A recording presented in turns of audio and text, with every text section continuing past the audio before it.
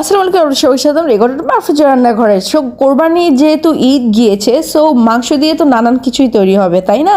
তাই এখানে আমরা আজকে চলে গিয়েছি কি রান্না করতে বলেন তো, হালিম রান্না করতে চলে গিয়েছি।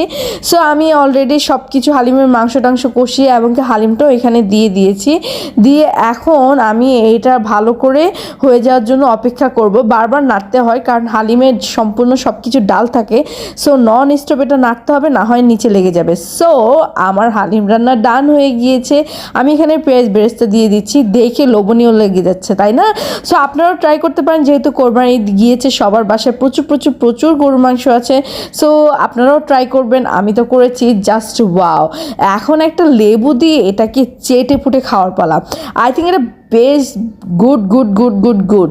সো এই মানে কোরবানি ঈদের পরে আপনারা গরুর মাংস দিয়ে যা ইচ্ছা তাই করতে পারেন, তারপর নেক্সট টাইমে খেতে পারবেন না কারণ প্রাইস বেড়ে যাবে। সো আমার তো খুব বেশি ভালো লেগেছে, আপনাদের কেমন লেগেছে অবশ্যই আমাকে জানাবেন। প্লিজ আমার পাশে থাকবেন, লাইক কমেন্ট শেয়ার করবেন। আর আল্লাহ হাফেজ, বাই বাই।